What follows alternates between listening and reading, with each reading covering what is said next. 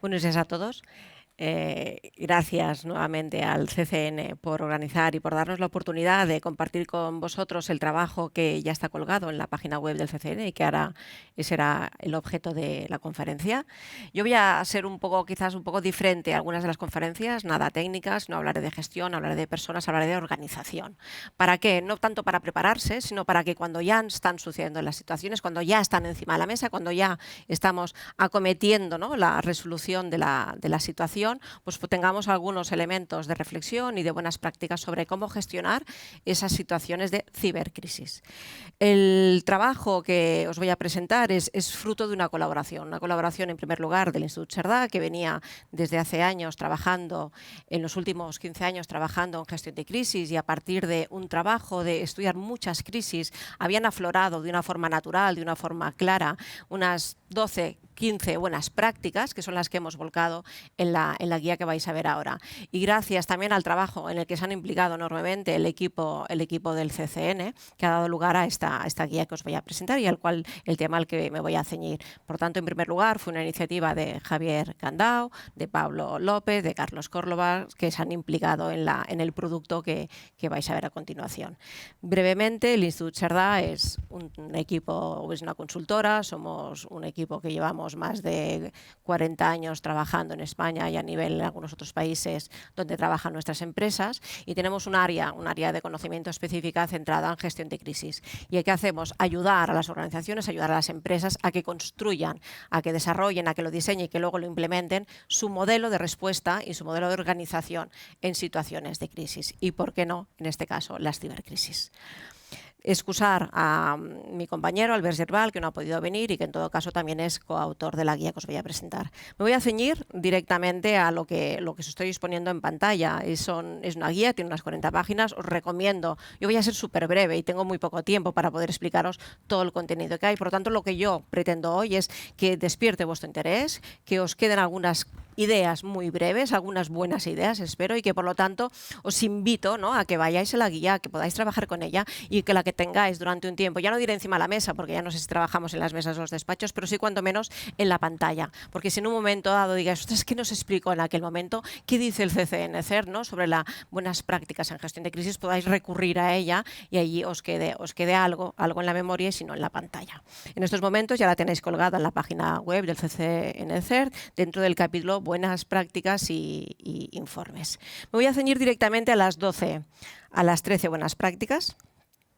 Además, deciros que el trabajo que os voy a presentar, lo que hemos sintetizado en esas buenas prácticas, también es fruto de haber estudiado y de haber visto, ¿no?, cosas buenas y cosas no tan buenas, digamos, en crisis, no solamente de cibercrisis, sino también de tipo operacional, desastres naturales, de producto, de personas, relacionadas con muchos tipos de crisis. Y al final afloran de una forma natural esas lecciones que creemos que son de interés también para la gestión de las cibercrisis. En los anexos veréis que hay 3 casos que de una forma más detallada se entra, ¿no?, a plasmar esas buenas prácticas, y sobre todo se pretende poner de manifiesto que esas buenas prácticas tienen sentido en muchas de las diferencias de las cibercrisis, sea un ciberespionaje, un ransomware o un caso, ¿no?, de extorsión de fondos. No intentéis identificaros, no intentéis buscar ejemplos que hayan acometido recientemente en España. Es un mix de muchas de las situaciones que se han vivido y por lo tanto pretendíamos que bajo 3 ejemplos tipo os pudiéramos dar o ilustrar de alguna forma cómo se puede ir trabajando estas buenas prácticas. Y al final tenéis evidentemente un resumen. Paso ya a entrar en materia, ¿no? Crisis. Bueno, ¿qué entendemos por crisis? Muchos de vosotros estaréis gestionando y acometiendo día a día, ¿no?, muchísimos incidentes. De lo que se trata, sobre todo, es que la crisis tiene un perfil determinado, tiene una característica determinada. En primer lugar, que ha de ser poco probable. Si constantemente estamos gestionando crisis, que no tenemos bien calibrado nuestro modelo, nuestro sistema. Si constantemente consideramos que estamos en situación de crisis, es que quizás no tenemos, ¿no?, los refuerzos previos para que aquello no haya derivado en una crisis. Por lo tanto, ha de ser poco probable, ha de ser poco probable. Segundo lugar, ha de tener un gran impacto. Estamos gestionando, estamos ante una situación que si no lo ha tenido ya, lo puede acabar teniendo y por tanto puede comportar un compromiso para toda la organización, la empresa o la administración. Y además, algo muy importante, estáis gestionando una situación que sus efectos van a perdurar en el tiempo. O sea, no será aquello ya lo hemos pasado, cierro y a otra cosa, sino que los efectos de una crisis van a perdurar para lo bueno y para lo malo, y por lo tanto es importante que se gestione con todos los mecanismos. Como veis en el abanico ¿no? En el termómetro, lo que intentamos en la guía es clarificar que aquello que es de nivel bajo por la peligrosidad, ¿no? Refiriéndonos a la guía 817 del propio CNCER, intentamos clarificar que aquello que estaba en un nivel medio o nivel bajo, en principio no tendría por qué considerarse crisis. Aquello que está en un nivel crítico claramente es una crisis y por lo tanto reactiva y activa todos los mecanismos de gestión de una crisis, y aquello que está en un nivel alto o muy alto dependerá de muchas consideraciones, pero sí que podría ser y dar lugar a la activación del comité de crisis. Porque si algo caracteriza una crisis, ya no solamente es el nivel de peligrosidad o el impacto que ya tienes conocido y que por lo tanto ya lo tienes fácil de poder controlar, sino aquel en el cual puede derivar, ¿no? Puede derivar esa situación. Porque las crisis a veces no son estables, no son fijas, sino que una situación acaba de un nivel, ¿no? medio-bajo, acaba siendo crítica. Otra de las características que nos puede ayudar para discernir si es una crisis y de qué nivel es cuál es el comité o cuál es la estructura, cuáles son los equipos que tienen que hacer frente a esta situación.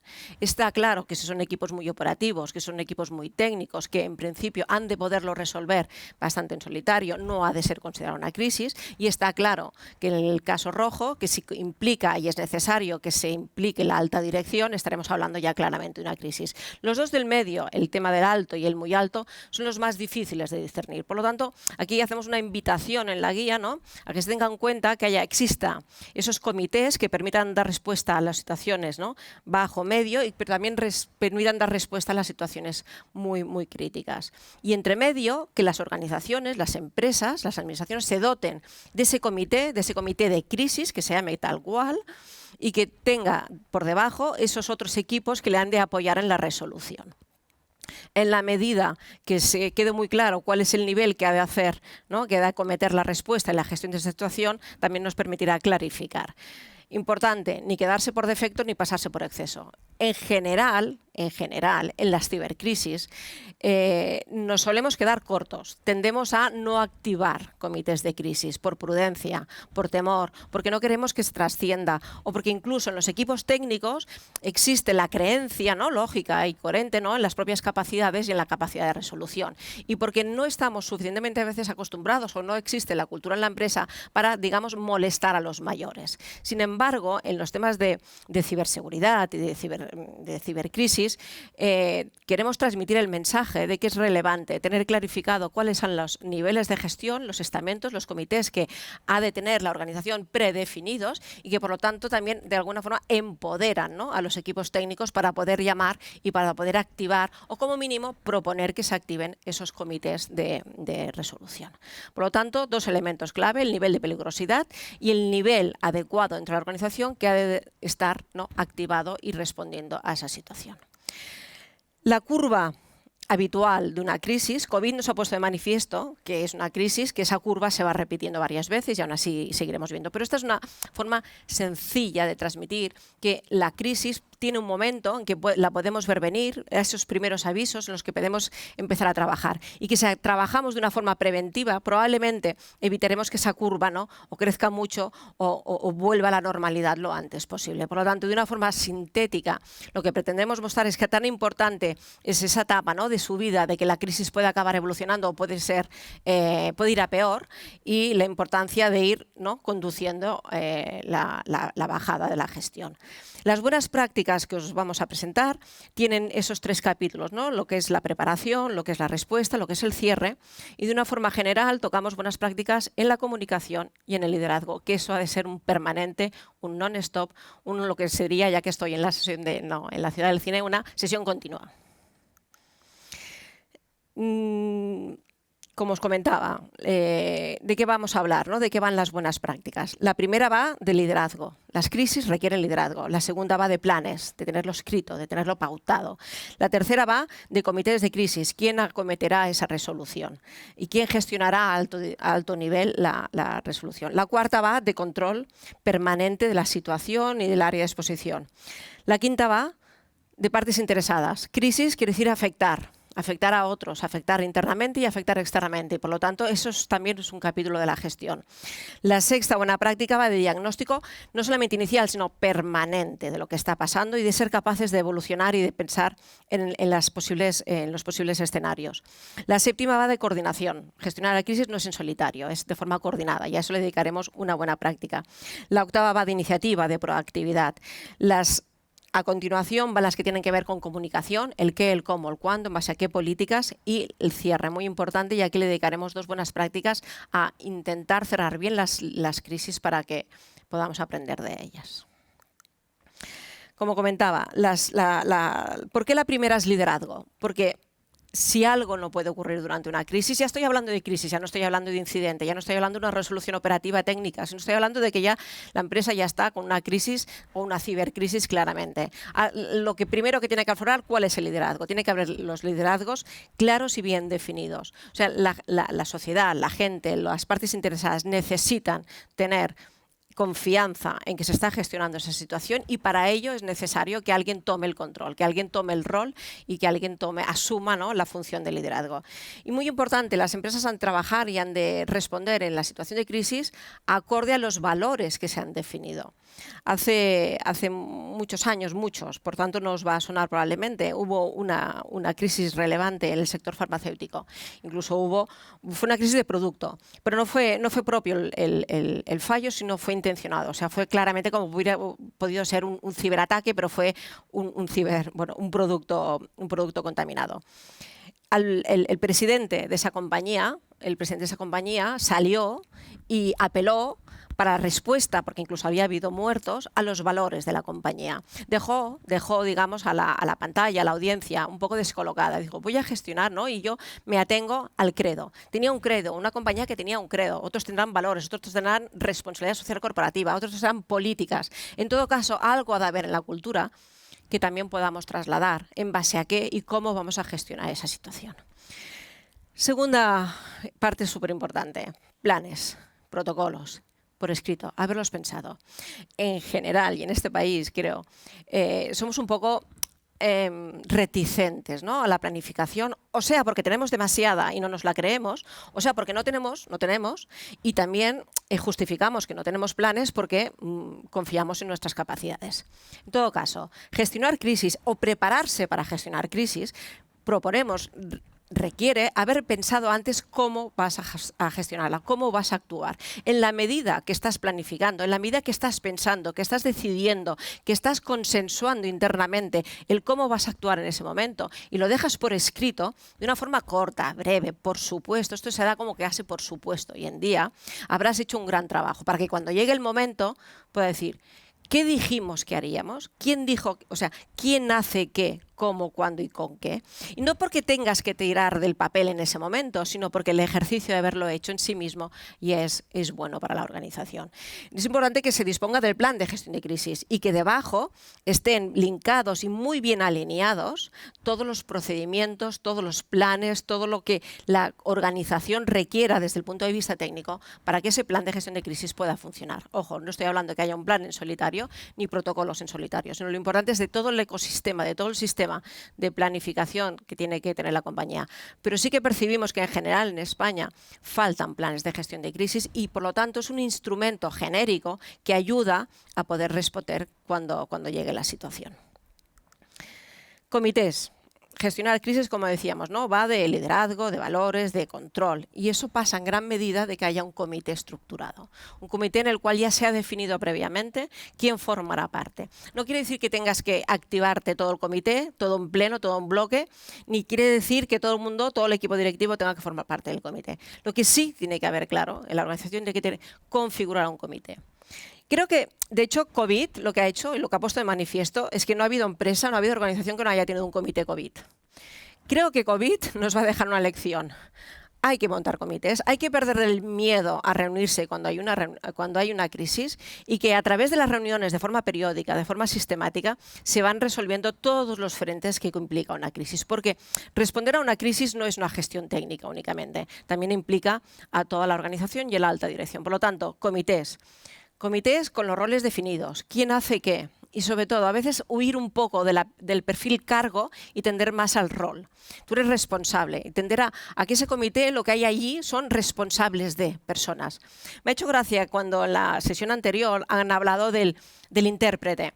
Nosotros a veces proponemos que en los comités haya, evidentemente, la figura de comunicación, evidentemente el responsable operativo, incluso a veces llegamos a proponer un responsable de comunicación operativa, que es la persona bisagra que es capaz de entender a unos y traspasar esos mensajes. Por lo tanto, que sean las funciones necesarias para poder dar respuesta lo mejor posible a la situación. Aquí tenéis una propuesta, ¿no?, de que en función del nivel de gravedad, la conveniencia o no de organizar un comité de crisis y algunos de los perfiles permanentes o variables que podrían formar parte del comité.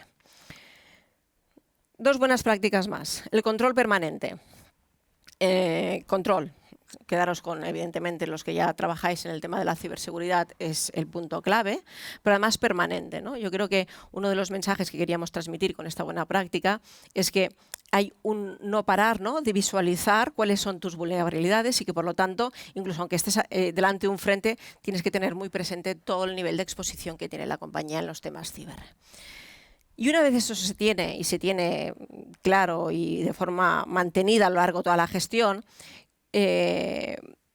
creemos que lo bueno es haberlo probado muchas veces. Hay que probar y probar y probar.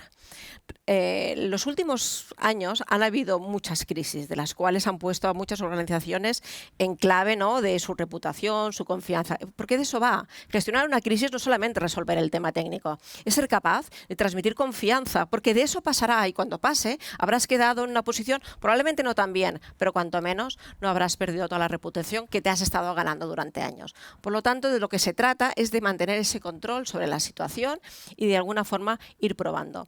Nosotros invitamos que durante la crisis COVID, que estamos todos volcados y focalizados en gestionar la situación y mantener nuestras actividades en unas condiciones pues complicadas, de alguna forma hay que seguir probando todas esas crisis de ciber que nos pueden pasar y cómo actuaríamos en caso de que pasase. Los simulacros, las simulaciones, las pruebas, el tensionar. Os comentaba, ¿no?, una de las empresas IBEX en España nos comentaba un día que había llegado a hacer hasta 20 simulacros, 20 simulaciones sin avisar al comité de dirección en un año, hasta que consiguió que todo el equipo directivo, con todos sus equipos, toda la organización ya respirase el cómo se iban a resolver esa tipología de situación. Probablemente esto se hizo un año, 20 simulaciones en un año. Los directivos ya estaban, que ya no sabían si creérselo, si se venían lobos que realmente estaban gestionando una crisis de verdad. En todo caso, el nivel, ¿no?, el upgrade que había hecho esa compañía, haberlo probado, sin duda les habrá reportado grandes beneficios. Una gestión adecuada de los grupos de interés. Gestionar crisis es gestionar también expectativas. No solamente máquinas ni protegerte de lo que te está pasando, sino es gestionar las expectativas que esas partes interesadas tienen sobre qué, sobre tu compañía y sobre la respuesta que tú vas a dar a esa compañía. Por lo tanto, en el tema ciber, más, que hay que tener previamente identificados cuál es el mapa de stakeholders. ¿Quién depende de ti? Aguas arriba y aguas abajo. ¿A quién te debes una explicación? ¿De qué es obligatorio? Y comunicar. En el 817 ya establece claramente cuáles son las partes obligadas, ¿no?, y a partir de qué nivel de peligrosidad hay que comunicar. O sea, no estoy hablando de obligación, estoy hablando de tener claro que durante la crisis necesitarás tener muy presente cuáles son las expectativas, las obligatorias y las no obligatorias, incluso las que podría llegar a ser una deferencia poder comunicar. Por lo tanto, identificar previamente que si estáis gestionando una crisis, quién va a estar pendiente de vosotros y, por lo tanto, articular previamente en tiempos de paz esos interlocutores. Y aquí os quería también transmitir un mensaje a todos los niveles. Probablemente a nivel técnico sea más fácil haberse entendido durante años. A nivel directivo y, por lo tanto, cuando las empresas están comprometidas, sea más difícil saberse comunicar. Os invitamos, ¿no?, desde la parte también de cara a esta guía, ¿no?, que ese mapa de stakeholders no solamente sea un 360 grados, sino también sea a diferentes niveles, porque en un momento dado puede ayudar enormemente tener identificados los interlocutores a diferentes niveles y asignarles, ¿no?, una cierta función de coordinación. Diagnóstico. Muy importante. Siempre decimos al principio, las crisis empiezan que ya has perdido no sé cuántos, ¿no?, te han metido no sé cuántos goles. La idea es tener un tiempo para parar. Nos falta información, sin duda, nos faltará siempre información. O sea, A veces hablamos que el comité de crisis, si de algo se alimenta, es de la información. Y por lo tanto, ya prever que desde el minuto 1 el comité de crisis a la que esté activada empezará a pedir información. Y además habrá las peticiones de información al margen del propio comité de crisis. Por lo tanto, sabiendo que la información va a ser el alimento de toda la crisis, de toda la organización interna y externamente, es trabajarlo. Y eso nos va a permitir tener más claramente, ¿no?, ese diagnóstico, el estado de situación. No esperar a tener la foto completa, no esperar a tener la perfección del diagnóstico para ponerse en marcha y para ser algo más proactivo. En todo caso, a veces la experiencia nos dice, y también cuando hacemos muchos simulacros con comités de crisis y se tensiona, ¿no?, digamos, a los equipos, lo que percibes es que hay una cierta tendencia a la ejecución, al tomar la decisión rápidamente. Hay que balancear, ¿no?, entre no esperar a tener toda la información para poder tomar decisiones, ni tampoco pensar que porque he tomado una decisión tengo el panorama completo. Porque tan importante es tener el panorama de hoy como hacer varios escenarios. Y siempre invitamos a lo mismo. Poneros y pensar en el escenario peor. El what if que antes decían, ¿no? ¿Qué puede pasar? Y si además, y si además, y si además. Por lo tanto, cuando ya has hecho la foto completa, quizás eres capaz, ¿no?, de articular un buen plan de acción, un buen plan de trabajo con todos los frentes de esa crisis. Por lo tanto, diagnóstico inicial y diagnóstico permanente. En el anexo de la guía hemos añadido algo que nos parece relevante, ¿no?, para poder clasificar esa crisis, ¿no?, donde el responsable de seguridad de la información tiene un rol clave, porque probablemente tendrá mucha de la información que le está haciendo y tendrá que clarificar o clasificar si ese incidente puede acabar, si ahora ya no lo es, pero quizás puede acabar derivando, ¿no?, puede acabar derivando en una crisis. Os aportamos en el anexo unos atributos, los relacionados con el 817 y otros atributos más de gestión para tener en cuenta, para poder discernir en qué nivel de gravedad se podría colocar la crisis. Por lo tanto, el diagnóstico nos ha de permitir calificar o clasificar la crisis en función de su gravedad y, por lo tanto, ya activar todos los mecanismos. Coordinación. Me parece que ha salido durante todos estos días, incluso de buena mañana, ¿no? Pablo hablaba del sistema, de la importancia de la coordinación y de las capacidades que el CCNCER tiene para poder, ¿no?, contribuir a la gestión de las cibercrisis. Sin duda, las crisis ya no es ir en solitario, ya no es del espadachín enmascarado. Las crisis va de equipo y en gran parte ya no solamente es el equipo. O sea, vivimos en un mundo muy externalizado y que generamos consecuencias aguas arriba, insisto, y aguas abajo. Por lo tanto, dedicarle un capítulo específico a trabar la coordinación que os va a hacer falta y que va a hacer falta durante la crisis. Eso quiere decir revelar, eso quiere decir ser prudente, eso quiere decir que antes hay que haber trabado las relaciones de confianza que van a permitir resolver la situación. En el momento de la crisis es poco probable, muy poco probable que se hagan amigos. Muy poco probable. Cuando llames a tu cliente y le digas que necesitas hacer esto porque me está pasando esto, es muy poco probable. Pero el momento de no crisis es el momento de trabar bien esas medidas de coordinación y explicar cómo actuaréis en caso de qué, para tener al otro lado, ¿no?, al otro lado los canales abiertos, activados y sintonizados en cuanto a confianza. Iniciativa y proactividad. Me ha parecido ver en una de estas conferencias que uno decía, la crisis no se trata de ponerse de lado y esperar que pase. La crisis, como hemos puesto en la primera buena práctica, va de tomar el control, de ejercer un liderazgo y de que quede claro que alguien la está gestionando, está abordando con las medidas adecuadas. Por lo tanto, va de una cierta iniciativa y proactividad. Las cibercrisis introducen un elemento algo diferente a si sería una crisis de producto, sería una crisis relacionada con la seguridad física de una infraestructura, etc. Introducen un elemento clave, que es saber gestionar los tiempos, ¿no? En qué momento esa iniciativa puede comprometer, ¿no?, la resolución del tema porque ha habido una intrusión y por lo tanto conviene aguantar o ya conviene salir. Lo que sí que está claro es que habrá una cierta demanda de información y habrá una, sin duda, presión para que se explique qué está pasando. Pues hay que tenerlo preparado y hay que haberlo trabajado. Y no, por supuesto, esperar a que las cosas acaben desarrollándose y si pasa por encima y nadie se ha enterado, pues mejor. Por lo tanto, invitamos a que las cosas se acometan, ¿no?, con iniciativa y proactividad. Por supuesto, lo que refleja, ¿no?, todas las jornadas de estos días, contando con aquellos agentes que además son autoridad y además pueden ayudar. Discurso unificado. ¿Cuántas crisis hemos vivido que al final no sabes quién está, ¿no? Quién está diciendo lo que toca y cuántas fuentes tienes que estar escuchando? Y al final dices, bueno, pero el que me tiene que contar lo que está pasando, dónde está y cómo va. Por lo tanto, la necesidad, nos hemos de poner en la piel, ¿no? La necesidad de tener un discurso claro, unificado, consensuado con los agentes y con las autoridades competentes y el momento adecuado. Pero sí que tiene que haber detrás una política de comunicación establecida conjuntamente para que, por una parte, ni genere más distorsión sobre la situación o sobre la resolución técnica, pero que tampoco deje pasar los tiempos porque vaya generando una desconfianza que al final será mucho más difícil volver a levantar el eslabón, ¿no?, en el que te has situado. Transparencia. Decíamos el qué, ¿no? El qué. Y ahora un poco el cómo. Las crisis nos han demostrado, ¿no?, que el pensar que voy a decir o vas a poder camuflar, acabar contando la verdad. Hay muchas cosas que a la larga acaban saliendo, ¿no? Yo no digo que todo tenga que ser transparente en el minuto cero. Ojo, aquí lo importante en las cibercrisis es balancear los tiempos y los contenidos. Pero sí que hoy en día, en una sociedad madura y con un nivel de empresas y un nivel de país capaz, ¿no?, y capacitado en ciberseguridad, lo que sí que se espera es una cierta claridad y una cierta transparencia.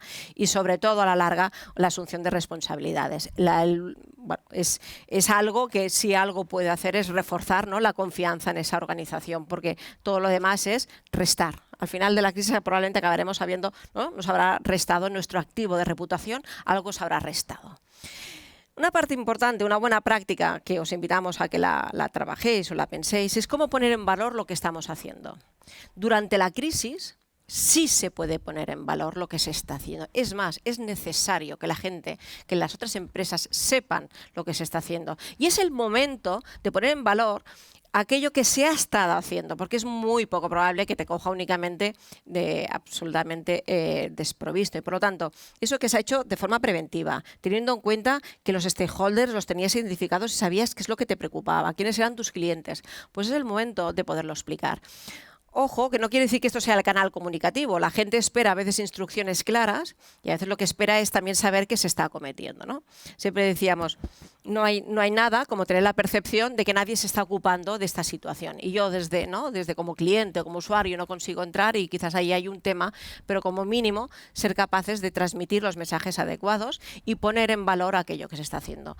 Una de las cosas que a veces vemos es 1000 efectivos desplegados en el terreno. En general no tenemos el criterio para saber si 1000 es mucho o es poco. No lo tenemos. En la mayoría de las crisis no tendremos el criterio para poder discernir si se está haciendo suficiente. Pero sí que es importante poner algún número, ¿no?, que te cuantifique la magnitud del esfuerzo que se está haciendo. Y sobre todo en coordinación, etcétera. Por lo tanto, ahí hay una cierta política de comunicación que utilice los recursos que está haciendo la compañía. Y las dos últimas, y creo que con esto además llegaré a tiempo, para que me puedan hacer preguntas si ustedes tienen preguntas para mí. Las dos últimas. Las crisis no se acaban cuando se ha resuelto técnicamente. Las crisis necesitan un cierre formal. ¿Cuántas veces hemos visto en las organizaciones, las empresas, esa prisa por acabar la crisis, cerrar la carpeta? Es que a todos nos molesta la carpeta de la crisis encima de las mesas. Es más, nos ha puesto en evidencia externamente y nos ha puesto en evidencia internamente. Por lo tanto, hay una cierta prisa, una cierta precipitación para pasar carpeta. Lo que nosotros os invitamos en esta buena práctica es que le dediquéis tiempo a cerrar bien la crisis, formalmente incluso, ¿no? Tiempo para analizar, a volver a invitar a aquellos que han formado parte de la ejecución y de la resolución a que digan la suya, a que haya un proceso de análisis de la resolución del cual solo pueden salir qué mejoras o qué puntos de mejora.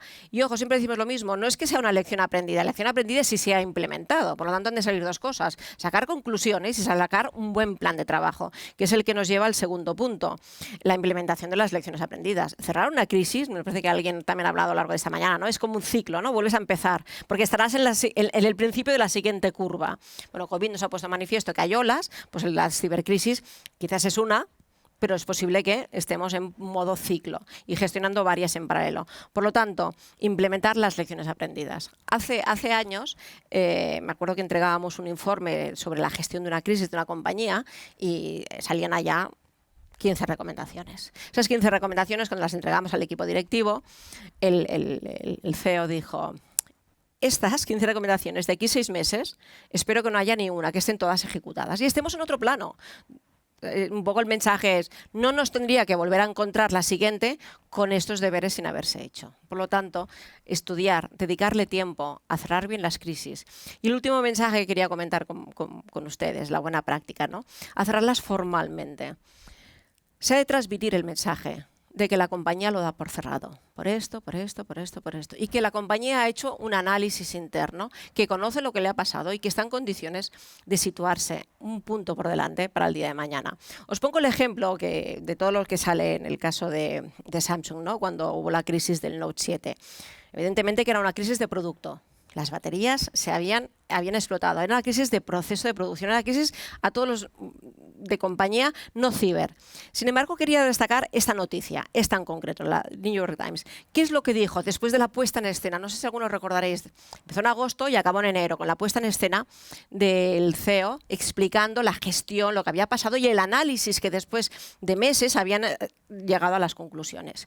Y la conclusión de la noticia, lo que afloró es: reconoce fallos organizacionales. Por lo tanto, vuelvo un poco al principio de las buenas prácticas. Yo quería hablaros no de cuestiones técnicas, yo quería hablaros de organización. Y que las crisis no las provocan únicamente los hechos, el que haya un ciberataque o el que haya un robo. Eso es el hecho. La crisis dependerá en gran medida en cómo se gestione y cómo la organización se haya preparado y se dote de los mecanismos humanos y técnicos para gestionarla adecuadamente. Por lo tanto, esa intención, esa imagen, ¿no?, de dando explicaciones y asumiendo fallos organizacionales, me parecía relevante para cerrar las buenas prácticas. En resumen, de verdad que esta es la última transparencia que quería compartir.